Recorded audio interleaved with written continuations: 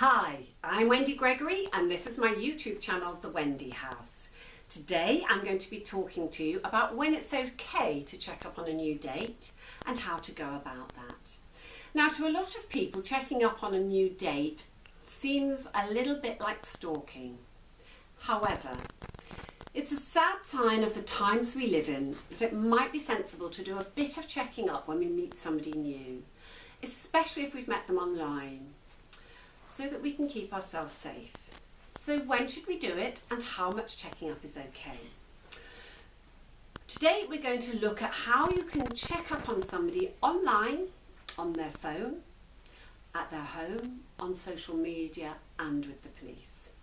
Now, I guess it depends how trusting you are, and it's all well and good to assume that you'll trust someone until they give you a reason not to. Sadly, for many of us, this has come back to bite us in the bum big time. Generally, intuition doesn't lie, so listen to it. If something feels not quite right, then do a bit of digging. Similarly, if your new date seems too good to be true, then they probably are.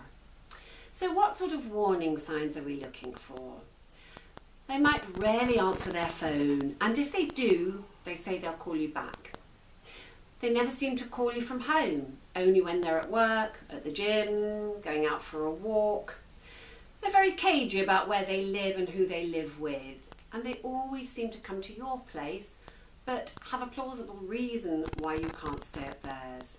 For example, they might say they live in a shared house, they might say they still live with their parents, they might say they live with their children and it's too soon for you to meet them. They may be overly interested in your assets, the financial ones that is, and how much you earn. You realise that they've met your friends and family, but you've never met theirs.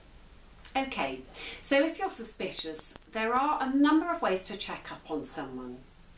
Now, it's really important that you stay within the law when you do this. Obtaining information by deception is illegal.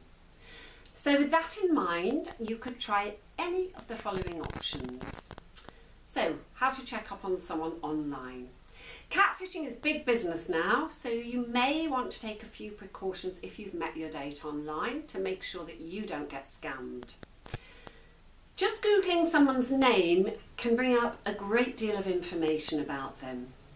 If you've got a name and location, 192.com gives information on addresses, including other residents, based on the electoral roll. So if your date is voted, they will be on there.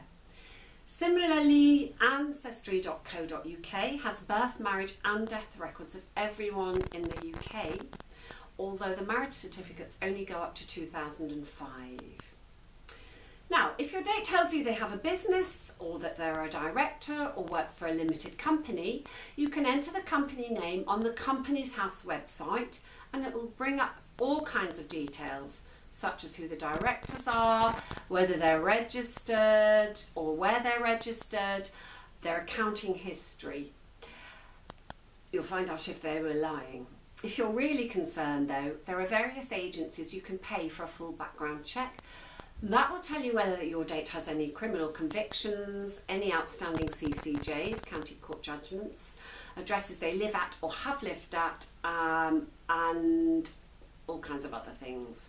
But don't pay a lot of money for this. Some companies will charge you £500, even more than £1,000, but you can get a full report for around £15. What about spying on their home? Okay, many a cheat has been found out when their suspicious partner has hung around outside their home, watching to see who goes in and out, or even going straight up and knocking on the door.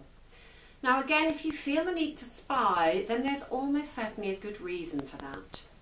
If you have to, you have to, but be aware that if you're seen, and if you do it more than once, you could find yourself subject to a restraining order, even a harassment charge. Let's face it, if your date doesn't invite you willingly to their home, or won't let you pick them up there, then they are probably living with someone else. Do you really need to check? Instead, try explaining to your date why you feel suspicious or concerned. If they're genuine, they will allow you to come round. What about mobile phones? Checking up on someone's mobile phone, although it might throw up all kinds of interesting stuff, is a breach of trust, and it's akin to reading someone's personal diary. Relationships are based on trust, and if you feel that you need to do this, then you don't trust them. So ask yourself, is it because they're acting suspiciously? Do you have a genuine reason? Or is it because you simply feel insecure? If you do succumb to checking up on their phone, then what? If you find very explicit messages to someone else, then okay, they're cheating. You found out what you needed to know. But if you just find a call log, for example, with someone else's name that they've called or messaged frequently, then what do you do? If you tell them that you've checked, you run the risk of your date ending the relationship because they can't trust you. If you don't tell them, well, that way madness lies. You'll always be wondering, and it won't stop there. You could find yourself obsessively checking up at every opportunity. Perhaps if you do feel insecure, instead of checking their phone, if they're cheating, their phone's probably password protected anyway, but they might not be cheating. Talk through your concerns with your date. Anyone genuine will understand and try to reassure you. So what about social media? Well, most of us feel the irresistible urge to take a sneaky peek at our new date's social media profiles. I think that's okay, as long as you don't feel the need to constantly do it. If you do, consider again whether it's because you think there's something dodgy about them, or whether it's connected to your own insecurities, your own trust issues. If it's the latter, then frequent checking will make you feel worse, not better. If you feel horribly jealous, and let's face it, who doesn't, when you see a picture of them with their hot ex-partner, don't keep torturing yourself with it by keep looking. Remind yourself there's a reason why they're not with that person any longer, and there's a reason why they've chosen to be with you. Try to reassure yourself. Last but certainly not least, if you have any kind of suspicion that your new date might be a violent person or has had a history of violence, then you can contact the police on 101 and ask about them. If they have a history of domestic violence, the police are obliged to share that with you, or violence in any form. So, I really hope this has been helpful to you. If it has, please share it with your friends and contacts, and please subscribe to my YouTube channel, The Wendy House.